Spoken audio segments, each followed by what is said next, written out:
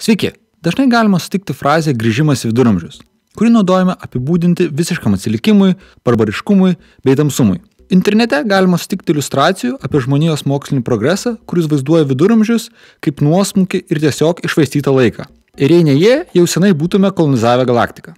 Panašu, kad viduramžiai įsivaizduojami kaip laiko tarpsnis, kai žmonės Europoje buvo tiesiog beraščiai besikapsantis purvo krūvoje, o vienintelės pramogos buvo kokio nors mokslininko raganos sudeginimas ant laužo, nes jie metė iššūkį jų turimiem prietaram.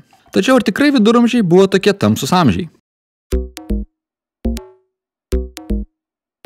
Reikėtų pradėti nuo to, kad ir šis mano trumpas aptarimas yra labai grubus apibendrinimas, nes kalbama apie 1000 metų laikotarpį, apėmusi daugybę šalių bei jų gyventojų, kurie be abejo nemažai skyrėsi. Viduramžiai įprastai skaičiuojami nuo vakarų Romos žlugimo 5 amžiuje. Tačiau jau šis žlugimo klausimas gana komplikuotas. Edward Gibson savo knyga Romos nuosmukis ir žlugimas išpopuliarino šią koncepciją. Tačiau šiandieniniai istorikai yra labiau linkę kalbėti apie transformaciją, pokytį ar adaptaciją, o ne destrukciją ar krizę. Germanų ir kitos gentis gyvenusios Romos teritorijoje tapo romanizuotos, perimdamos dalį kultūrinių, praktikų ir institucijų. Puiki to iliustracija būtų Franko karaliaus 6 amžiuje kalintos monetos, kuriuose jis buvo vaizduojamas Romos imperatoriaus stiliumi. Taip pat Romos infrastruktūra staiga neišnyko, miestai toliau buvo apgyvendinami ir naudojami. Pavyzdžiui, Romos panteonas nuo 7 amžiaus paverstas bažnyčia. O viena perimta ir toliau naudojama Romos kultūros dalis buvo viešos vonios. Jų naudojimas protarpiais susilaukdavo bažnyčios kritikos, bet ne dėl higienos ar sveikatos aspektų, kurie buvo skatinami, o dėl susivaldymo. Nes ne visur vyrų ir moterų dalys buvo atskirtos. Taip pat dažnai viešos vonios kartu buvo ir viešnamiais. Vonių populiarumas matomas ir iš paminėjimų literatūroje.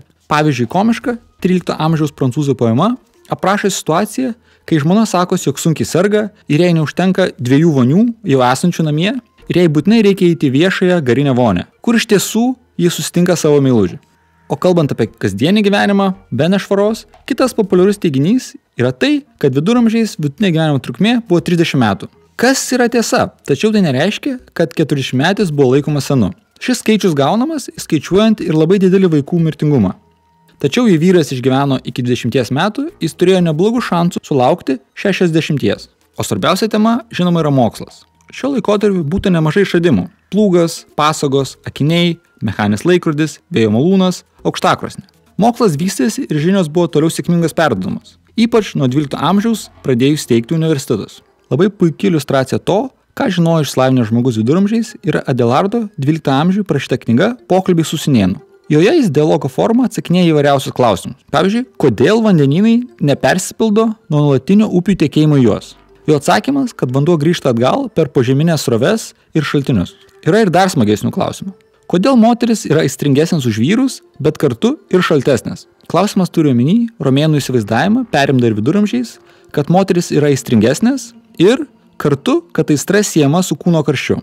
Adelardo atsakymas, kad aistra moterise kyla ne iš karščio, o iš to, kad jos drėgnesnės. Kad ir kaip keistai ir kvailai tai skambėtų šiandien, įdomu yra pats principas. Jis remiasi savo turimą informaciją ir bando rasti logišką paradokso paaiškinimą. Kuris dabar, sakytume, yra visiškai gamtamokslinis. Žmonių charakterio savybės aiškinamos remiantis fiziologiniais procesais jų kūne, o ne kokiais maginiais ar mistiniais elementais. O žinoma, svarbiausia tema, kalbant apie mokslą, yra jo santykis su bažnyčia. Dažnai jis vaizduojamas kaip konfliktas, kur vienoje pusėje turime visiškai kategoriškus bažnyčios atstovus, besiremiančius pažadinę Biblijos interpretaciją, o kitoje pusėje sekuliarius mokslininkus, besiremiančius tik tyrimų medžiagą. Panašu, kad viskas daug komplikuočiau ir dažnai persipindavo tiek politika, tiek asmeniniai santykiai. Panašu, kad pažodinė Biblijos interpretacija nebuvo populiariausias aiškinimas. Jau kaip šventasis Augustinas minėjo 4 amžiuje, dažnai nutinka taip, kad nekrikščionis jau turi tam tikras žinias apie dangaus kūnus ir jų judėjimą, o su juo kalbėdamas krikščionis, remdamasi vien tik Bibliją, tik apsikvailina ir verčia juo abejoti. Taigi dažniausiai Biblija buvo suprantama kaip autoritetas tikėjimo ir moralės klausimais, o jei žinios apie pasaulį prieštaraudavo Biblijos teiginiams, buvo remiamasi gamtos filosofija. Taigi žmonėms viduramžiais nebuvo jokia naujiena, kad žemė apvali. Tas jau buvo visuotinai žinoma nuo antikos laikų. Aišku, buvo smagių detalių. Pavyzdžiui, teiginiai, kad žmonės gyvena tik šiaurės pusrutulėje, nes ties pusiauju per karštą, kad ten būtų gyvybė. Taip pat buvo visuotinai priimta, kad mėnulis tik atspindi saulės šviesą, o ne ją skleidžia, ką galima sutikti ir popiežiaus Inocento III pasisakymuose. O ir Koperniko idėjos turėjo palaikymą iš dalies vienuolių bei teologų. Kartu, dažniausiai pačių mokslininkų motyvacija buvo susijusi su jų religinėmis pažiūromis. Kaip rašė Kopernikas savo knygos įžangoje, kurioje pristatė Žemės judėjimo aplink Saulę idėją, jis nebuvo patenkintas tuometiniais visatos modeliais, nes jie buvo per daug netikslūs ir komplikuoti. Ir pats siekė sukurti tokį, kuris būtų vertas pačio Dievo, kuris yra geriausias ir organizuočiausias kūrėjas. Ar vėliau Kepleris, paremdamas Koperniko idėjas, teigė, kad Dievas yra šlovinamas per astronomiją. O visą tai kartu paėmus, kyla klausimas, ar tikrai verta toliau vartoti grįžimą į viduramžius kaip įžeidimą?